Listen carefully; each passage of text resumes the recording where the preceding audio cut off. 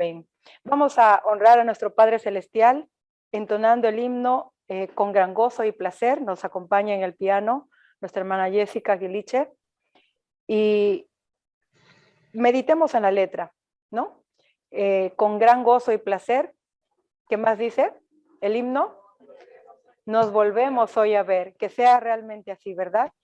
Que nos veamos con alegría, nos saludemos con alegría y estemos gozosos hoy en la casa del Señor. Muy bien, 694. Nos ponemos de pie para alabar al Señor.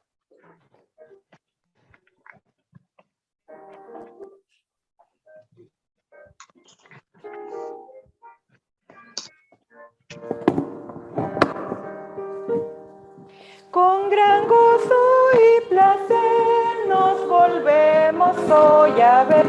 Nuestras manos otra vez estrechamos.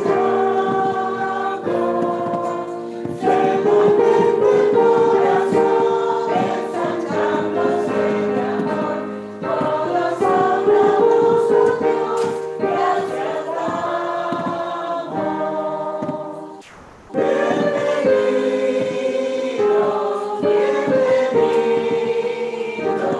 Los hermanos hoy aquí nos gozamos en decir bienvenidos, bienvenidos, al volvernos a reunir, bienvenidos. Hasta Dios saludó y un momento de dejó, y a nosotros devolvió bienvenido. El Señor te acompañó, su presencia cantará. Bienvenido te guardó, bienvenido.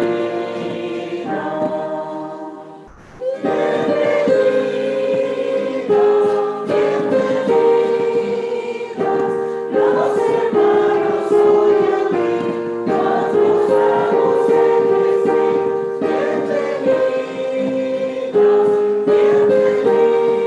bienvenidos, al volvernos a reunir, bienvenidos. Dios nos hace este amor para que de corazón consagrados al Señor le alabemos.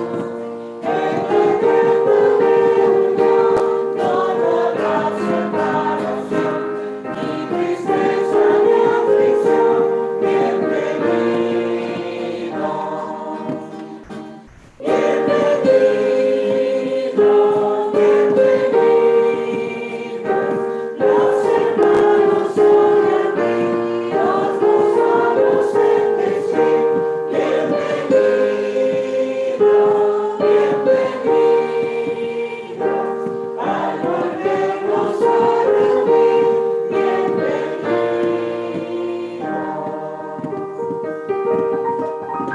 Pueden tomar asiento, queridos hermanos. Bueno, y la segunda estrofa del himno es muy bonita. Nos hace recordar que cuánto nos ha cuidado el Señor durante la semana. Hasta aquí dice Dios te ayudó, ni un momento te dejó. Qué bonito. Y a nosotros te volvió bienvenido. Gracias al Señor por esta bendición. Bien, ahora vamos a escuchar.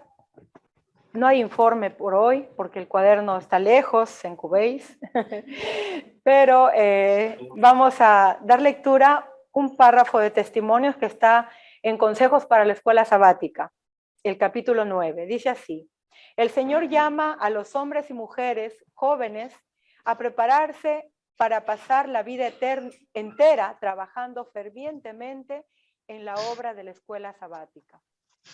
Los esfuerzos espasmódicos no servirán para hacer mucho bien, ni para hacernos obreros que tengan buen éxito en la causa de Dios.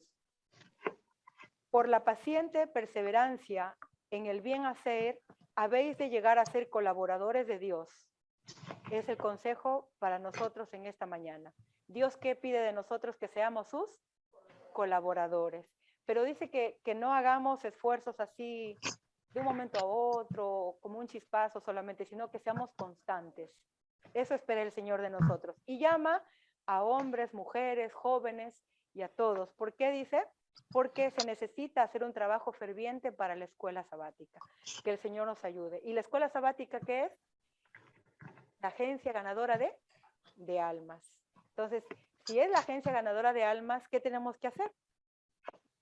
Echar de menos a quienes faltaron hoy, por ejemplo. Entonces, ni bien termina o tenemos la oportunidad, darle una llamadita, te hemos extrañado. Esas palabras, aunque nos parezcan tan cortas, llegan a veces al alma que refrescan cuando tiene necesidad de escuchar palabras de aliento.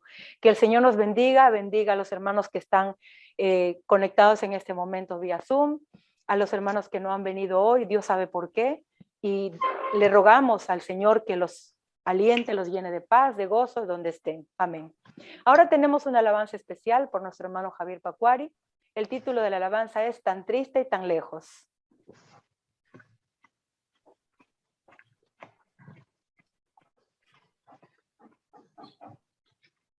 Bueno, vamos a cantar unidos tan triste y tan lejos con Jessica. Para la gloria del Señor. Amén.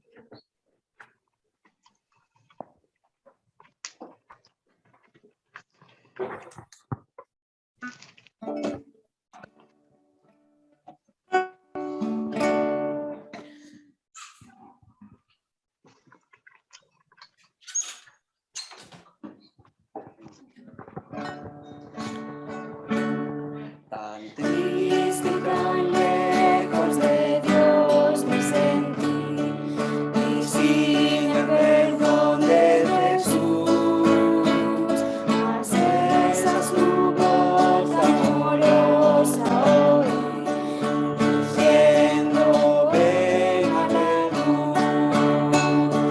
Yo todo dejé para andar en la luz, no por en tinieblas ya más. Encuentro la paz de seguir a Jesús, vivo en la luz de su faz.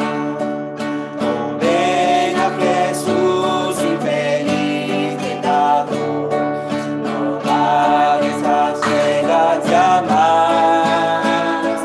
Si ven a Jesús, su benigno Señor, en él salvación hallarás.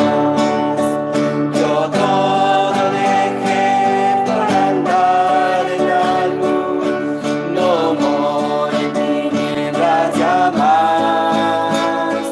Encuentro la paz de seguir a Jesús, y vivo en la luz de su faz.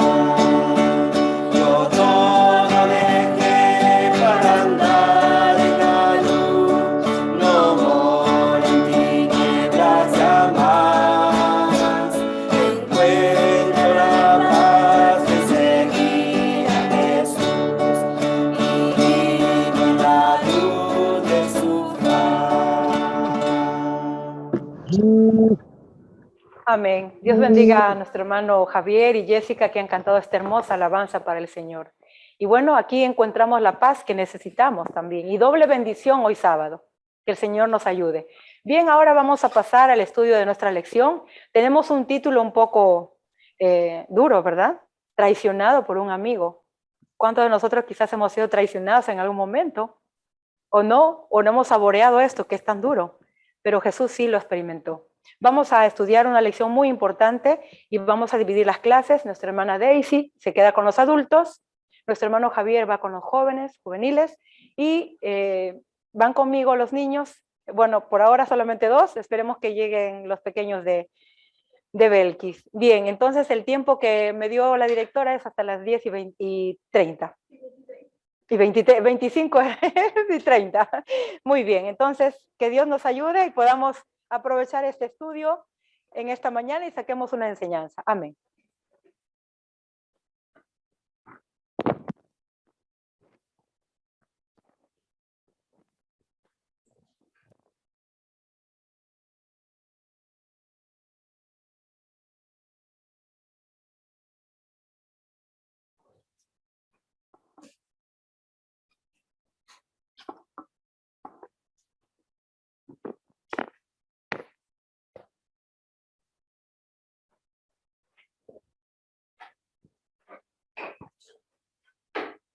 pocos somos y pocos quedamos.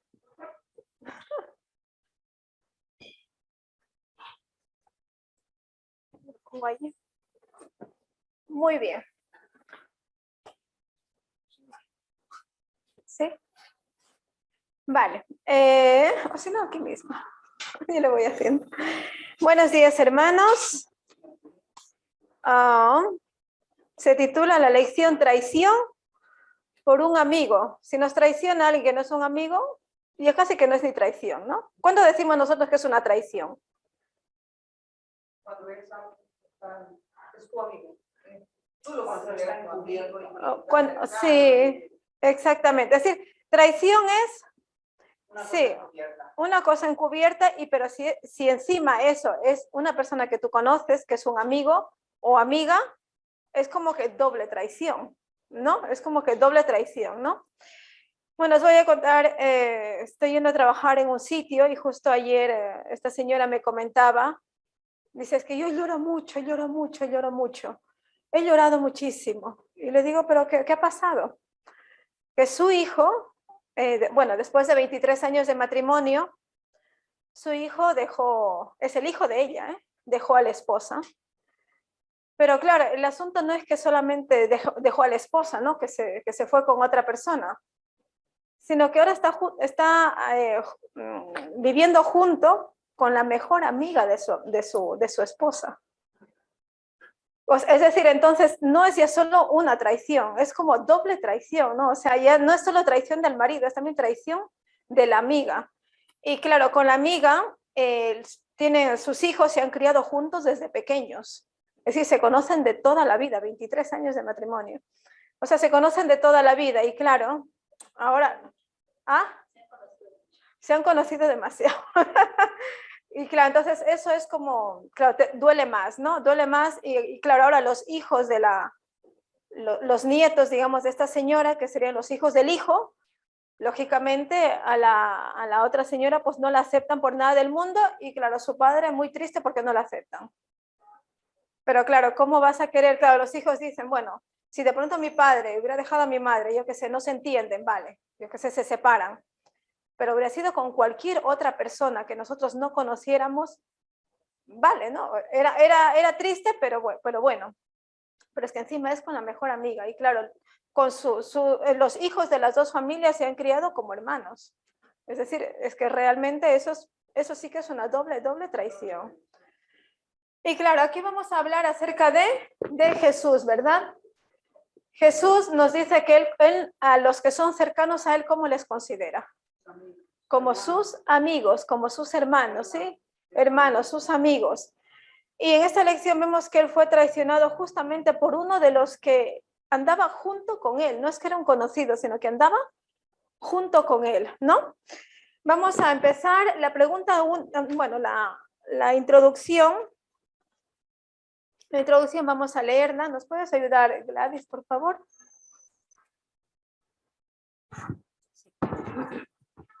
Dice, si Jesús hubiera permanecido en silencio, en aparente ignorancia de lo que le sobrevendría, podría haber quedado en la mente de sus discípulos la impresión que su maestro no tenía provisión divina. Ay, perdón. Y había sido engañado, sorprendido y traicionado en manos de una turba asesina.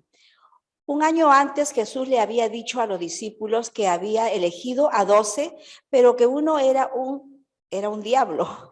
Y ahora sus palabras a Judas en oración de la Pascua, en la ocasión de la Pascua, mostrando que esta traición era plenamente conocida por su maestro, fortalecería la fe de sus verdaderos seguidores durante su humillación. Y cuando Judas hubiera llegado a su terrible final, recordaría el dolor que Jesús había pronunciado sobre el traidor. Muy bien. ¿Qué nos dice? Que Jesús, él era totalmente ignorante de lo que iba a pasar. Él conocía previamente, él conocía todo. Yo creo que eso es, digo, por lo menos si te vienen unas calamidades que tú no lo esperabas, bueno, pero claro, si tú ya sabes lo que te va a pasar, yo creo que también el sufrimiento es grande, ¿no?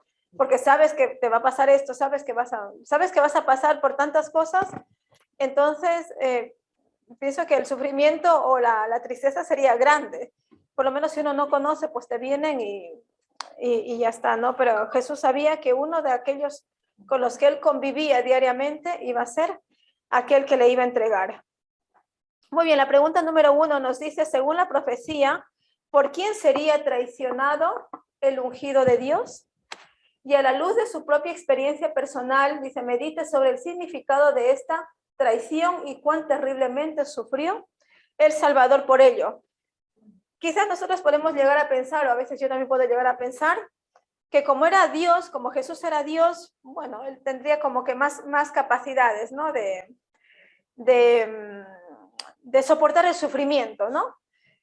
O tendría, bueno, como él era Dios, de pronto tampoco le afectaba mucho, ¿no? Pero sabemos que Jesús vino, era Dios, pero aquí en la tierra era un ser humano. Él sufría, él tenía hambre, él padecía, bienvenido, él padecía, o sea, es decir, él sufría igual como sufriéramos nosotros.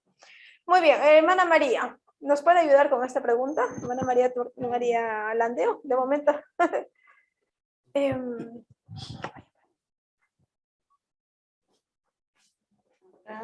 Dice, no. Cógeselo tú mejor. Sí. ¿Qué nos dice? Que su... Bueno, el traición ha sido por sus propios discípulos, no quiera, pero el Señor sabía lo que iba a pasar, esas cosas, porque conocía de cada uno, sus corazones de cada uno de esas personas. Sabía lo que iba a pasar. Y él, por eso hablaba diciendo, acá he elegido a 12, pero uno de ellos es un diablo, porque él conocía el corazón de cada uno de sus discípulos que había elegido. Entonces, él sabía, y los otros también, ya cuando habló él, dijo, claro, ellos se quedaron así, no sabían quién habrá sido, ¿no? El que come en mi mesa, el que anda conmigo, y todo lo que él iba a estar, ese la ha traicionado. Qué dolor habrá sufrido el Señor, ¿no? Porque, como dice, nuestros propios amigos, nuestras propias personas que tenemos confianza y que lo traicionen, ¿no? Bueno. Muy bien.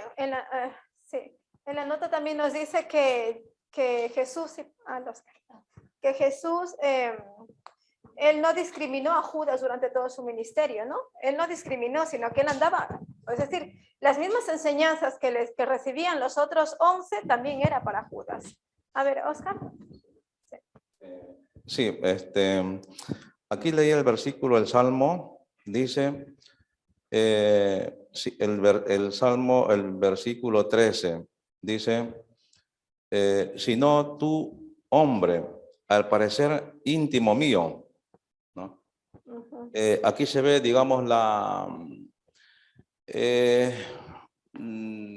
cercanía, ¿no? de ambas personas, ¿no? Justamente yo me acuerdo ahora, alguna vez leo en los diarios, ¿no? Cuando hay personas famosas, ¿no? Muy conocidas, y algunos firman con sus empleados un acuerdo de confidencialidad, ¿no? Porque el empleado conoce todo de esa persona, de su señor, de su jefe, de su amo, de quien sea, ¿no? Es un tipo muy importante en la sociedad, pero este empleado conoce, o su secretario, quien sea, conoce todo de él, cuáles son sus gustos y cuáles son sus defectos y qué mañas tiene, ¿no? Claro, hay cuantos empleados que han revelado cosas que sus ex jefes le han hecho juicio. ¿Por qué? Porque han revelado cosas que solamente pertenecen a un círculo, digamos, de la casa y que no debe salir de casa, ¿no? Estas personas se cuidan justamente de esas cosas, ¿no? Y aquí Jesús dijo, no, eras íntimo mío, ¿no? La cercanía, cuántas veces Jesús compartió con ellos asuntos, cosas, ¿no? y ahora ser traicionado por uno que estuvo a su lado, con quien reyeron, se alegraron, pasaron momentos de tristezas, pasaron momentos duros y ahora pues lo delata, ¿no? Debe ser algo muy, muy duro, ¿no? Lo traiciona, mejor dicho, ¿no? Gracias. Gracias. Quiero hablar sobre la nota.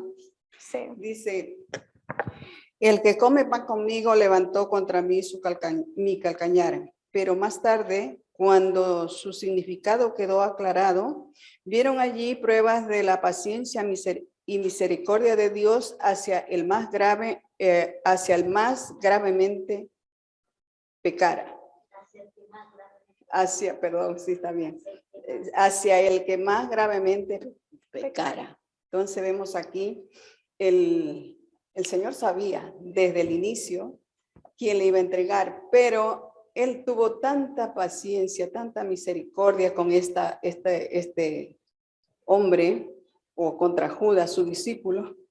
Vemos que, esto es mío, que he pensado que Judas no fue llamado por el Señor Jesús. Él vino a él, o sus discípulos lo dijeron, pues vieron es que este hombre era muy sabio, lo llamaron, pero Jesús no lo llamó, en primer lugar. Segundo lugar, pero eso, no lo rechazó. En segundo lugar, Judas no era Galileo, según lo que leí. Sí, decía que seguramente era de una región. Sí, era de alguna región, pero que no era Galileo. Esto quería decir. De Judea, pero. Sí, vale, gracias Carmita. Y en Salmos, en el 55:12 también nos dice, porque no me afrentó un enemigo, lo cual habría soportado, ni se alzó contra mí el que me aborrecía, porque me hubiera ocultado de él. Lo que más duele es eso, ¿no? Que bueno, si te hace daño alguien, yo qué sé, que ya sabes que no te quiere, ya sabes que tú no le caes bien, ya sabes que tienes un problema con esa persona, dice, bueno, es lo que tú esperas. Pero si te hace daño alguien en quien tú confías, es decir, lo que más daño te hace es en quien tú pones quizás tu confianza, tu corazón, y esa persona te traiciona, ¿sí? Te traiciona de la forma más terrible. Y ahora, ¿qué cargo tenía Judas en el sí, de los 12 él tenía el cargo de tesorero, ¿no? De tesorero. Pero claro, luego veremos que Judas le gustaba mucho el dinero, ¿no? No solo el suyo, sino también el ajeno. Entonces, y él, o también ganar dinero de manera ilícita, porque entregar a Jesús, o sea, decir yo ahora, mira, te entrego a tal persona para que tú me des tanto de dinero, eso es ganar de manera ilícita, ¿no? Y atentar contra la vida de otra persona. Y eso fue lo que le pasó a Judas. Pero vemos que Judas, él no fue discriminado dentro de los 12. Él recibió lo mismo. Es como a veces cuando alguien tiene 3, 4 hijos o tiene muchos hijos, dice, pero es que uno siempre sale al revés. ¿Y uno qué dice como padre? Le di la misma comida, estudió lo mismo, le traté igual que al resto, pero uno sale al revés. Es porque, por eso Anita dice que tiene solo uno.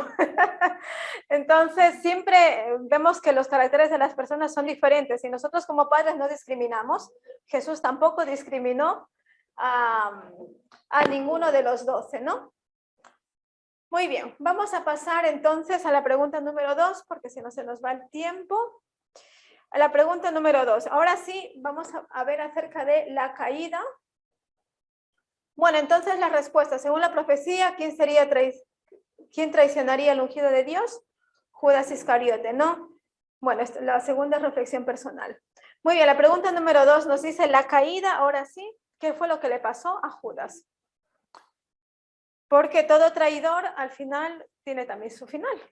Tiene su fin, perdón. Sí, tiene su paga, ¿no? Porque todo lo que nosotros hacemos al final, bueno o malo, nos cae.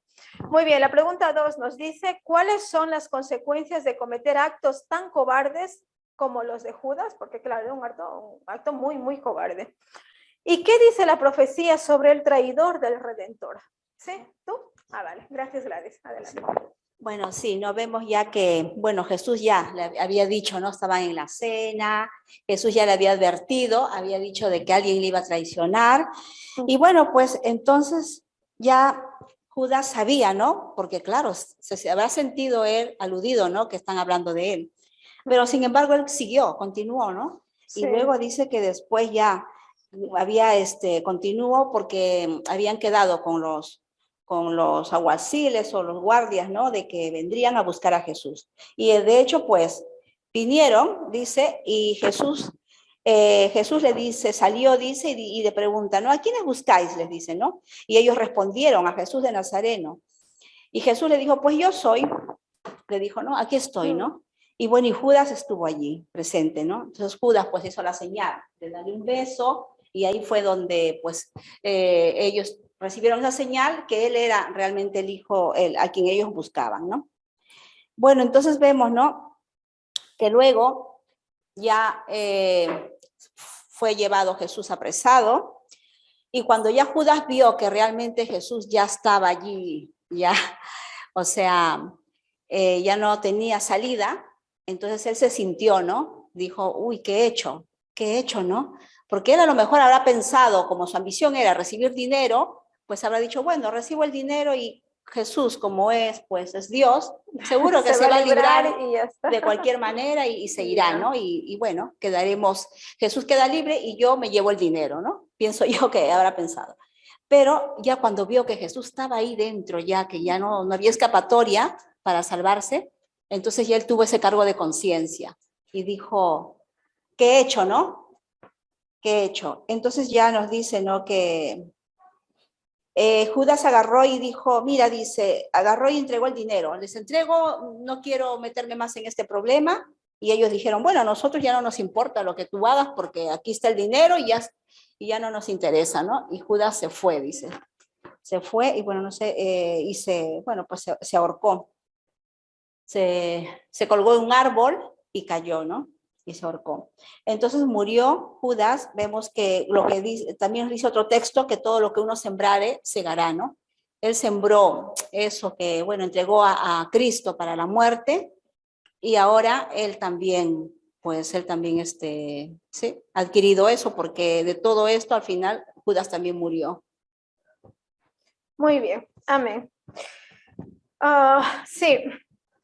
Entonces las consecuencias de cometer actos tan cobardes como los de Judas, la muerte misma, ¿no? La muerte misma, y yo creo que antes de la muerte el gran cargo de conciencia, que creo que es lo que realmente te mata, ¿no? Porque, bueno, Judas hubiera entregado y como decía, se hubiera quedado, si él no hubiera tenido el cargo de conciencia, no se mataba. Pero el cargo de conciencia es lo que te lleva también a cometer, a cometer actos de los que ya no puedes volver, no son reversibles. ¿Y qué dice la profecía sobre el traidor del Redentor? Se ahorcó. Nos dice que con las mismas monedas de plata se compró un campo, ¿no? Un campo, y allí fue donde Judas murió. Entonces, claro, Judas no solamente se ahorcó, porque si él hubiera quedado ahorcado, de pronto nadie mucho se enteraba, pero nos dice que qué pasó con su cuerpo. Es decir, supongo que se ahorcó. Para uno ahorcarse tienes que estar colgado de algún sitio, ¿no? Colgado de algún sitio, y eso cedió, o lo que sea que haya sucedido, cayó y todo quedó al descubierto. Entonces, colgado de una rama, ¿no? Sí, sí, a mí le quiere leer la nota. Muy importante lo que dice, porque Sí, claro, Judas tenía su culpa, pero detrás de Judas estaban los judíos. Eso. Dice en la nota, dice, poco comprendieron los judíos la terrible responsabilidad que entrañaba el rechazar a Cristo. Desde el tiempo en que fue derramada la primera sangre inocente, cuando el justo Abel cayó a manos de Caín, se ha repetido la misma historia, con culpabilidad cada vez mayor. En cada época, los profetas levantaron su voz contra los pecados de reyes, gobernantes y pueblo. pronunciando las palabras que Dios les daba y obedeciendo su voluntad a riesgo de su vida. De generación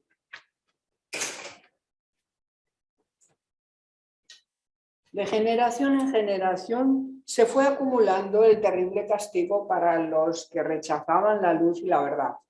Los enemigos de Cristo estaban ahora atrayendo ese castigo sobre sus cabezas.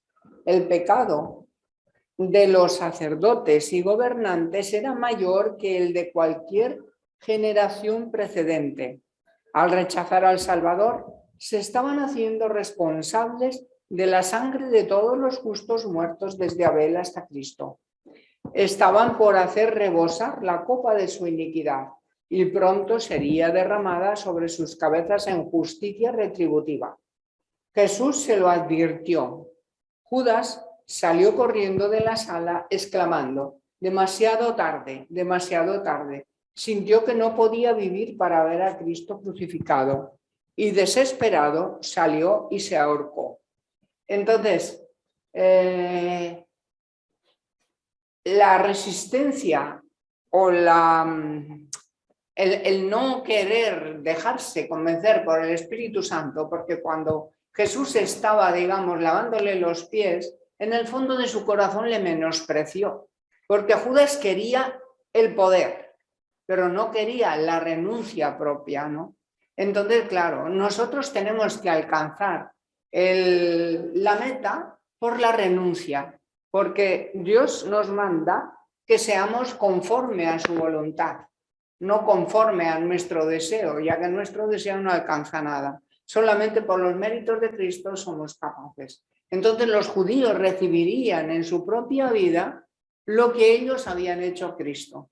Sabemos que dice que, bueno, que cuando Babilonia, todas las vicisitudes que les pasaron fueron terribles. Y después también que mucha gente murió cuando los romanos atacaron el templo y lo destruyeron. Amén. Amén. Oye, bueno, con eso vemos que Judas fue sobornado, ¿no? Porque cuando él fue donde Caifás, que le dijo, entregado sarda. Sobornado no es la palabra. Él se vendió. Sobornar es cuando a la persona le dicen tú, pero él dice, ¿qué me dais si yo os lo entrego? Es diferente. Él vendió a Jesús y lo vendió por el precio de un esclavo. Bueno, sí, pero yo pienso que sí, claro, Judas ya tenía ese mal en su corazón, ¿no? Y de pronto, claro, también se ofreció, ¿no? Él se ofreció y como decía antes también Gladys, de pronto él pensaba que simplemente Jesús, él se iba a librar y ya está, ¿no? Pero yo pienso que de pronto los dirigentes, claro, la Biblia no nos cuenta todo, pero los dirigentes, imagino que a más de un discípulo habrán querido también comprarlo, ¿no? Comprarlo porque lo que querían ellos era matar a Jesús por encima de todo, sí, querían matarlo, matarlo y matarlo, pero encontraron a uno que era débil, ¿no? Encontraron a Judas, sí, a un corrupto, digamos, ¿no? Que era débil y aquel sí que hizo caso pues a lo que ellos querían. Muy bien, vamos a ir a la tercera pregunta. Dice la caída del traidor. Después de iniciar la muerte del Hijo de Dios, ¿cuál sería el final del falso discípulo? Bueno, más o menos ya lo hemos dicho. ¿Y cuál es el resultado del pecado sin arrepentimiento? También lo hemos dicho. Pero, bueno, si alguien quiere comentar quizás un trocito más. Hay algo. Sí. Dice que cuando Judas con toda la tropa fue, dice que besó y dijo, yo soy. Sí, eso yo también soy. quería, sí. Cuando preguntó, ¿no? Imaginaos, siempre que estamos leyendo la vida de Cristo, siempre vemos dice, que en su rostro no había nada, pero nada de malo. Su rostro iluminaba, su rostro. Imaginaos, dice que ellos retrocedieron. Y cayeron. ¿Y Judas qué sintió allí? La culpabilidad, lo estaba diciendo a mi hijo el otro día me dice, pero mamá, pero si se hubiera arrepentido y no se arrepintió y se mató, estábamos en esa, con el Gerard de qué hubiera pasado. Y le digo, pero no se arrepintió. Ya. Él al ver el rostro de Cristo, porque no era un rostro de odio, no era un rostro de nada, porque todo el mundo retrocedió, era un rostro de inocencia. Y ahí donde Judas se dio cuenta que lo hizo mal, pero en lugar de arrepentirse el hombre, pues se mató más. Se fue, como digo al Gerard, se fue más a Satanás que a Dios, le fue y se ahorcó y como dice, porque la paga del pecado es muerte y todo el pecado que es muerte pasó a todos nosotros. Y es decir que como él también pecó y pues murió. Sí, exactamente. Es verdad, ese punto que dice Anita, que cuando fueron con toda la tropa y preguntaron, ¿quién es Jesús? Y él dijo, yo soy. ¿Qué pasó con los que estaban allí? No solo retrocedieron, sino que cayeron. Entonces, vemos que Jesús tenía pienso yo que ese poder, digamos, ¿no? Porque él estaba tan unido a su Padre, tenía ese poder de que la gente cuando estaba delante de él, pues como que caía rendida a sus pies. Y había tenido la transfiguración. Sí, ya había pasado la transfiguración y todo, y a pesar de que Jesús sabía que en esa noche lo iban a entregar, él seguía con el semblante, como decía Anita, tranquilo, sereno, y habrán ido una tropa muy grande pensando que de pronto él se va a resistir, va a pelear, va a luchar, va a sacar espadas o va a pasar algo, pero no sucedió absolutamente nada de eso, ¿no? Sino que, como dice la profecía, fue como un corderito. Muy bien, pasamos a la siguiente, que estamos ya con el tiempo. Transferencia del oficio sagrado. La pregunta número 4 nos dice, según la profecía, ¿qué pasaría si un discípulo traicionara a su sagrado oficio? ¿Sí? ¿Cuál es el oficio cuál era el oficio de los discípulos de Jesús? O sea, ¿en qué ellos, o qué cargos tenían? Sí. ¿Cuál era el oficio? Sí. Sí, el oficio de ellos era aprender acerca de Jesús y luego predicar. No, y luego era, porque ese fue que no me sale la palabra, lo que ellos tenían cuando Jesús ya ascendió a los cielos, ese fue, digamos, su trabajo, ¿no? Sí, su trabajo fue predicar lo que ellos habían aprendido acerca de Jesús. Entonces, eso, evangelistas, sí, eso, evangelizar. Entonces, ¿qué pasaría si uno de ellos traicionaba sus sagrados oficios? Es decir, si no cumplía con este oficio. ¿Sí? Muy bien, nos va.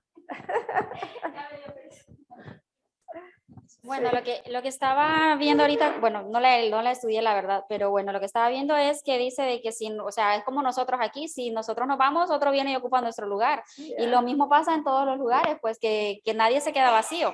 Siempre va a llegar alguien a ocupar el puesto que nosotros hemos abandonado. Eso sí. Eso está como la parábola de los talentos, ¿no? Que a uno se le dio 10 talentos, a otro 5 y a otro 1. Con el de 10 los duplicó, el de 5 también. ¿Y qué pasó con el que tenía solo 1? Pues lo escondió, lo guardó, y cuando vino el dueño de la viña y bueno, el que entregó los talentos, se le dijo, a ver, ¿y el tuyo? Y dice, no, aquí tengo el mío. Y era solo 1. ¿Y cuál fue la respuesta? Que le dijo que tú eras... no, y el que no lo trabajara hasta ese 1 le será quitado, ¿no? Entonces, nosotros ahora tenemos el mismo oficio que tenían los discípulos, que es el de predicar el evangelio, ¿no? El de ser evangelistas, el de anunciar.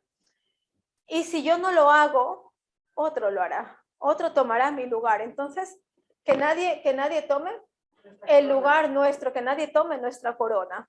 Y lo más bonito y lo que también deberemos saber es que en el cielo ninguna corona estará totalmente sin estrellas. ¿Qué quiere decir? Que si nosotros no predicamos, lógicamente, no nos vamos a salvar, porque para podernos salvar, lo primero que debemos tener en nuestra corona son estrellas. ¿Y qué son las estrellas? Una alma a la que por lo menos nosotros hubiéramos predicado y llevado a los pies de Cristo. Bueno, el que El que tomó el lugar de Judas, ¿cómo se llamaba?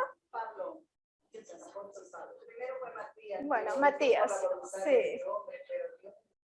Sí, pero bueno, cuando ellos hicieron allí las elecciones y todo, fue Matías el que fue puesto en lugar de Judas, ¿no? Luego fue Pablo. Muy bien, otro tomará su lugar. Vale, ahora transferencia del oficio. Ah, sí, sí, adelante, Germán. Perdón, sí, antes de pasar a la pregunta 5, Sí. ahí contemplábamos que la profecía indicaba que otro debía ocupar, ¿verdad? Tome otro su lugar, dice en el Salmo 109, verso 8, ¿no? Sí. Y entonces vimos que aquel que defraudaba o no cumplía su deber sagrado, entonces tenía que ser reemplazado o sustituido. ¿No? Se le tenía que quitar ese cargo que se le había concedido, y otro le tenía que sustituir, otro que sí desempeñase esa función correctamente, ¿no? Y entonces vemos cómo en el caso de Judas, otro tomó su lugar, ¿verdad? Pero hay algo que se nos está pasando. La profecía del Señor Jesús en Mateo 21:40, la profecía de los labradores malvados, que hablaba acerca de la nación de Israel o de los judíos. Ellos también habían faltado a su oficio, a su deber sagrado, ¿verdad? Ellos se desempeñaron como malos mayordomos. Y entonces, ¿qué dice la profecía? Tome otro su lugar, ¿no? Y eso es lo que ocurrió con ellos, se lo dijo el Señor Jesús. Entonces, como ellos no entregaron los frutos de la tierra a su Señor, a su tiempo, entonces fueron quitados, ¿verdad? Fueron quitados de esta labor, los judíos, la nación judía, y fue entregada su puesto como pueblo de Dios a otros que sí le diesen el fruto a su tiempo, a su Señor. Eso es lo que vemos en Mateo 21, 40 y 41. Y su viña arrendará a otros labradores que le paguen el fruto a su tiempo. ¿Ven? La profecía entonces del Salmo 109, 8 se estaba otra vez repitiendo, pero no a nivel individual, sino a una escala global, a una escala, digamos, de país. Fue cambiado la nación de Israel por los gentiles que ahora ¿no? Nosotros somos extranjeros, ¿no?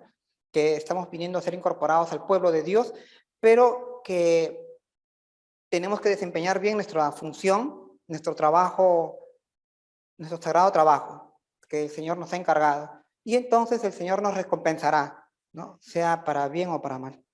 Amén. Sí, gracias, Germán, que sí que se nos estaba pasando eso, que el pueblo judío era el depositario de las, digamos, de la ley de Dios, ¿no?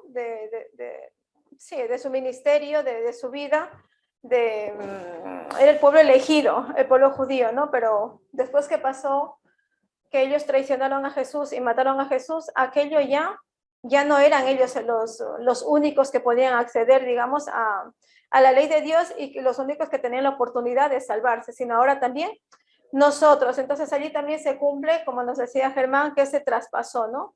Ya no era solo el pueblo judío, sino ahora también somos nosotros, que seremos los gentiles que no pertenecemos al pueblo judío. Muy bien, entonces ahora sí vamos a la pregunta número 5. Dice, ¿cuál severa sería la maldición por tal traición? Sí, ¿cuál severa sería? ¿Nos puedes ayudar, Donna?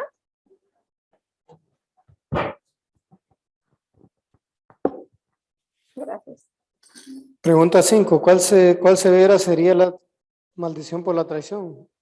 Vemos en el Salmo 69, 25, dice, sea su palacio asolado y sus tiendas no haya morador. Hechos 1, 18, 20, este pues adquirió un campo con el salario de la iniquidad. Pues vemos que, por ejemplo, en los reyes del Antiguo Testamento, cuando traicionaban, por ejemplo, Belsasar, cuando sacó las copas sagradas del templo y empezó a hacer fiesta pagana, Entonces su reino le fue cortado y se le fue entregado a los medos persas. Y individualmente también como a Judas que le pasó. Y era de la iglesia de Cristo. Y mire lo que pasó. O sea que lo que dependerá más de nosotros es nuestra relación con Cristo. Y no ser tentados como Judas. Exactamente. Sí, muchísimas gracias. La nota me gustaría si alguien me pudiera leerla. Anita, vale, gracias. Porque ahorita me nos habla, nos aclara muchas cosas. Dice, la confusión y el enojo que estas palabras produjeron en los sacerdotes los redujeron al silencio por breves momentos. No querían que el pueblo supiera que habían sobornado a uno de los que se decían discípulos de Jesús para que se lo entregara. Deseaban ocultar que le habían buscado como si fuese un ladrón y prendido secretamente. Pero la confesión de Judas y su hosco y culpable aspecto desenmascararon a los sacerdotes ante los ojos de la multitud y demostraron que por odio habían prendido a Jesús. Cuando Judas declaró en voz alta que Jesús era inocente, los sacerdotes respondieron: ¿qué nos importa a nosotros? Allá tú. Tenían a Jesús en su poder y estaban resueltos a no dejarlo escapar. Abrumado Judas por la angustia, arrojó a los pies de quienes lo habían comprado las monedas que ahora despreciaba y horrorizado salió y se ahorcó. Bueno, aquí nos habla, claro, con más detalle, ¿no? ¿Qué fue lo que sucedió? Los dirigentes no querían que se supiera que detrás de todo detrás de toda esta traición estaban ellos, ¿no? Estaban ellos, sino que solamente quedara Judas al descubierto y ellos quedarán encubiertos, ¿no? Pero claro, cuando Judas dice, como que se arrepentía, que tiró las monedas y todo, entonces ellos quedaron al descubierto y eso lógicamente fue lo que no les gustó. Muy bien, entonces nos dice cuán severa sería la maldición por tal traición, pues que lógicamente encontraría la muerte, ¿no? Y de la forma más terrible. Exactamente. Sí, sí. Germán. Sí, de acuerdo a la profecía, esta nos decía que el mismo Salmo 109:8 dice que sea su lugar de morada desolada, ¿verdad? Y claro, aquí es algo diferente lo que nos cuenta Lucas, ¿verdad? Respecto a lo que nos cuenta Mateo. Mateo dice que, claro, arrojó las monedas, pero Lucas dice que en Hechos 1:8, o 18, perdón, que él había comprado con el dinero un terreno, ¿verdad? Había comprado un terreno. Bueno, entonces dice que compró ese terreno y ese terreno que Judas compró quedó vacío. Nadie lo habitó. Solo muertos lo habitaron, porque dice que Ellen White nos cuenta que los judíos lo utilizaron como un cementerio, ¿no?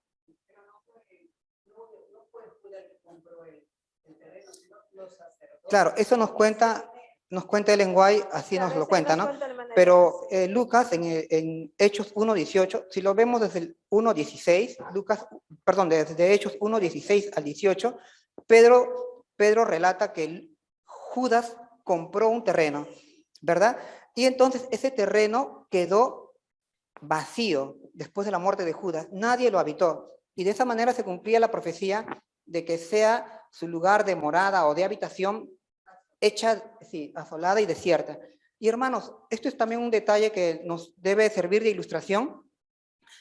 Cómo 6.000 años de existencia de pecado en la tierra, ¿sí?, van a llevar a que la tierra también quede de la misma manera, ¿sí?, asolada y vacía. Creo que ustedes sí, varios conocen la profecía y así es como quedará la tierra, como quedó este terreno que compró Judas.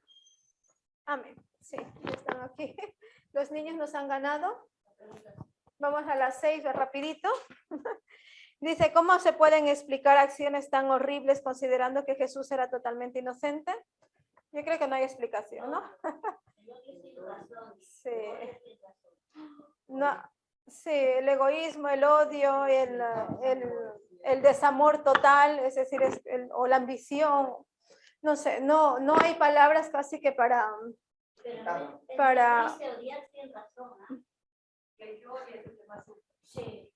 sí. Exactamente, sí, cuando alguien odia a otra persona, quizás la otra persona, si le ha hecho algún daño es por eso la odia. Pero el que sufre es el que tiene ese rencor en su corazón, ¿no? Es el que realmente lo está pasando mal. Y claro, ahora en el caso de Judas, también fue digamos, la ambición, fue poseído por Satanás mismo, ¿no? Entonces fue todo lo que él hizo prácticamente no le sirvió de nada. Al final, el dinero y todo eso no le sirvió de nada porque perdió la vida totalmente. Cristo sabía que los dirigentes judíos lo odiaban. Él lo sabía. Claro, no, él lo sabía. Él lo sabía, pero él, como decimos ahora, pasaba. Y él seguía predicando, él hacía, no le afectaba. Lo que le afectaba eran a los otros. Por eso, odio sin razón. Claro, en la última parte de la nota nos dice, desde el tiempo de Cristo hasta hoy, sus verdaderos discípulos han despertado el odio y la oposición de los que siguen con deleite los senderos del mal, ¿verdad? Entonces, esto también es un aviso para nosotros que sabemos que seremos acusados de pronto sin causa y llegará un momento en que seremos tratados igual que Jesús, ¿no? La pregunta número 7 nos dice, rechazado y luego aceptado. Aunque muchos han rechazado a Jesús como el verdadero Mesías, ¿en qué posición exaltada lo colocó el Padre? Vemos que fue totalmente rechazado, fue muerto de la peor de las maneras, lo crucificaron de la manera como crucificaban a los malhechores peores, digamos, a lo peor de lo peor, porque es una muerte muy triste, muy lenta. Pero sin embargo, ¿dónde está Jesús ahora? Está a la diestra del Padre, ¿no? Y en Salmos nos dice que él iba a ser la cabeza del ángulo, ¿no? Y en Isaías nos dice, el Señor Jehová dice, he aquí que yo he puesto en Sion una piedra por fundamento, piedra de fortaleza, de esquina, de precio, de cimiento estable. El que creyere, dice, no se apresure. Entonces, ¿nosotros podemos confiar realmente en Cristo? Podemos confiar realmente en Él, porque, por ejemplo, si estamos, o si viene una riada, lo que sea, yo veo una piedra grande o veo un montículo de tierra, ¿a dónde me voy a subir yo? ¿Qué es lo que tiene más aguante, más fortaleza? Siempre va a ser una piedra, ¿no? Y hasta los niños cuando se tiran algo, no se tiran algodones para hacerse daño. ¿Qué se tiran? Algo que haga daño, realmente, algo que sea duro, que sea fuerte, ¿no? Y eso yo creo que nos hemos pasado casi todos de niños, que alguna piedra nos ha caído. Muy bien. Muy bien, entonces como la respuesta nos dice aquí, como hijo de Dios con potencia y como Dios del cielo y de la tierra. Entonces tengamos la gran seguridad de que aunque ese Jesús fue rechazado, fue odiado, fue muerto de la peor manera, pero no se quedó allí, sino que resucitó y ahora está a la diestra del Padre y es nuestro gran abogado, nuestro gran sumo sacerdote. Bueno, que Dios nos ayude y que podamos seguir aprendiendo más de estas lecciones de escuela sabática. Amén.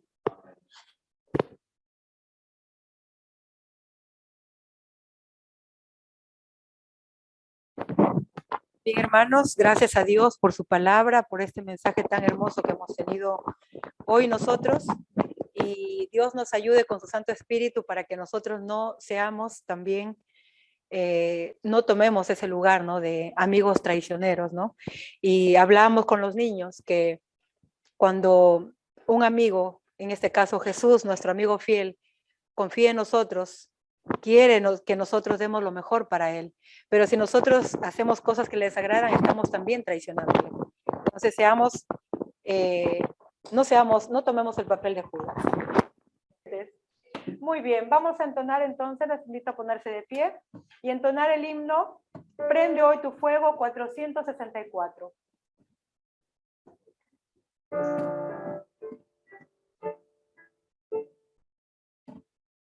Prende